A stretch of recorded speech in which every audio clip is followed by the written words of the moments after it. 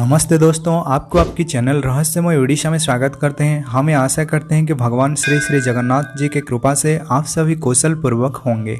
अनंत कोटि विश्व ब्रह्मांड के स्वामी भगवान श्री श्री जगन्नाथ की श्री चरणों में यह अधम दास का कोटि कोटि प्रणाम। तो दोस्तों, भगवान और भक्त का संपर्क ऐसा होता है जैसे गौ और बछड़ा का। जैसे कि गौ के पीछे पीछे हमेशा बछड़ा भागता रहता है, उसी तरह भक्त के पीछे पीछे भगवान हमेशा भागते रहते हैं। भक्त और भगवान के बीच में कुछ दूरी नहीं रह जाता। जो भक्त है वही भगवान, अर्थात भक्त के शरीर में भगवान प्रत्यक्ष रूप में विराजमान करते हैं। ऐसे ही एक भक्त के बारे में आज हम इसी वीडियो में बात करेंगे। उड़ीसा के पुरुषोत्तम क्षेत्र पुरी में अर्जुन पंडा नामक एक ब्राह्मण निवास करते थे। उनके परिवार में उनके पत्नी, 2 बेटी और एक पुत्र संतान थे। वो अत्यंत दरिद्र होने के कारण भिक्षाटन करके अपने परिवार की भरण पोषण किया करते थे। उनका सिर्फ एक ही काम था, सुबह स्नान खत्म करके भगवत गीता की संपूर्ण 18 अध्याय में जितने श्लोक थे उसका पठन करते थे। इसलिए सभी उन्हें गीता पंडा कहकर पुकारते थे। बार बार गीता पठन करने के कारण उनका चेतना शक्ति जागृत हुआ और मन में सोचने लगे कि ये संसार, स्त्री, पुत्र मोह सब कुछ माया है और भ्रम है। इस संसार में कोई किसी का नहीं। ऐसा सोचकर हरिनाम संकीर्तन को अपने जीवन का अंतिम लक्ष्य बना लिया। कुछ ही दिनों के बाद राज्य में दुर्भिक्ष आना पड़ा। गीता पंडा हर रोज 2-4 गांव घूमने के बाद भी उन्हें ज़्यादा भिक्षा नहीं मिला।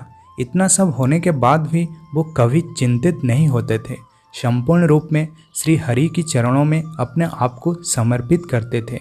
इसे विधाता की खेल समझकर मौन रहते थे।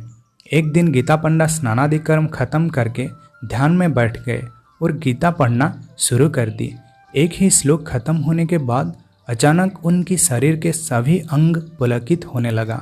इसी समय में उनकी पत्नी आकर उनसे कहने लगे कि आज घर में एक भी चावल का दाना नहीं, आप जाइए और कहाँ से कुछ चावल लेकर आइए, नहीं तो आज फिर से भूखा रहना पड़ेगा। इससे हमें ये मालूम पड़ता है कि वो पहले भी कई बार भूखा रह चुके हैं, लेकिन उनका जो दृढ़ भक्ति है भगवान की श्री चरणों में वो आज भी अटूट है। इसे सुनकर गीता पंडा ने कहा, वही नारायण जो समग्र जगत का भरण पोषण करते हैं वो हमारा भी भरण पोषण करेंगे। तुम इस पर चिंतित न रहो, उनकी कृपा से जरूर कुछ मिल जाएगा। इसे सुनकर उनके पत्नी बहुत ज़्यादा गुस्से में भर गए। अगर तुम इस तरह घर में बैठकर गीता पढ़ते रहोगे, कोई लाकर तुम्हें भोजन नहीं देगा। ऐसे बहुत सारे बातें कह डाली। जो भी उनके मन में आया, गीता पंडा चुपचाप बैठकर सब कुछ सुनने लगे और एक श्लोक पढ़कर अपनी पत्नी को सुनाने लगे। वो था, अनन्यस्य चिंतयते तुमन ये जन्हा पर्युपासते तेषाहं नित्यभियुक्तानां योगयं बाहम बाहम। जो मेरा दिव्य स्वरूप को ध्यान करके पूजा उपासना करते हैं, मैं उनका हर आवश्यकता को वहन करता और हर इच्छा को पूर्ण करता।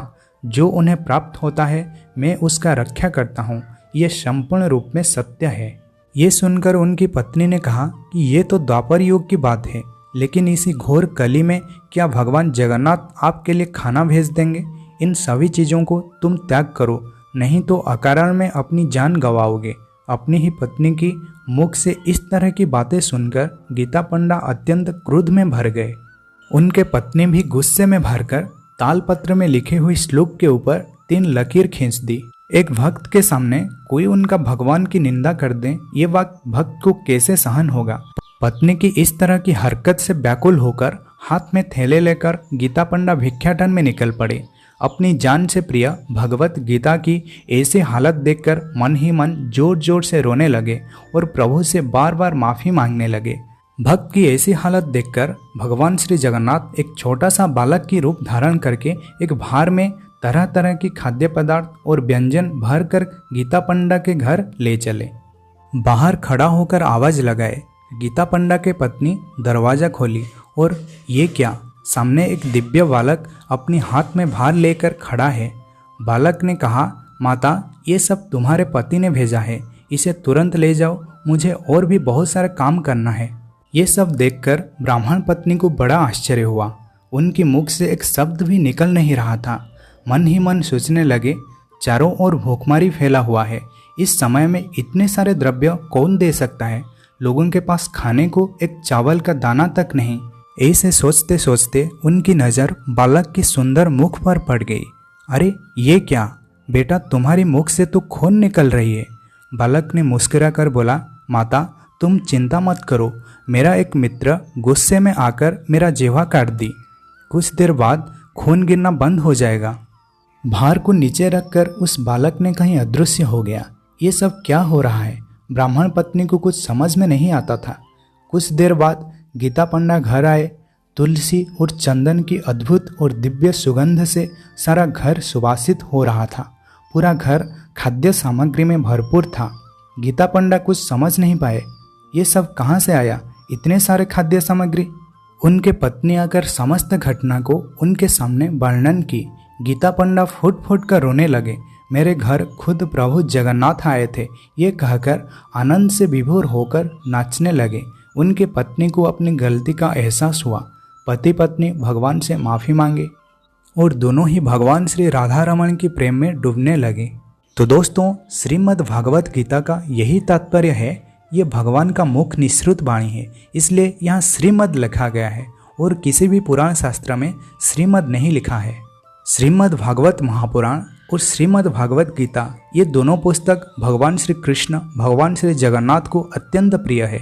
इसलिए कलियुग के मनुष्य इसी गीता को और भगवत महापुराण को पढ़कर उद्धार पा सकता है। गीता पंडा के पत्नी जैसे ही तालपत्र के ऊपर लिखी गई श्लोक के ऊपर 3 लकीरें खींच दी, वैसे ही भगवान श्री जगन्नाथ का जीभ कट गई। इससे ये पता चलता है कि श्रीमद् भागवत गीता ये खुद भगवान का मुख है। तो दोस्तों, इसी वीडियो में बस इतना ही है। अगर आप लोगों के मन में कोई डाउट है तो आप हमें कमेंट सेक्शन में ज़रूर पूछिएगा। तो आप सभी को जय जगन्नाथ, जय पंचसखा, जय माधव, जय उड़ीसा, जय भारत।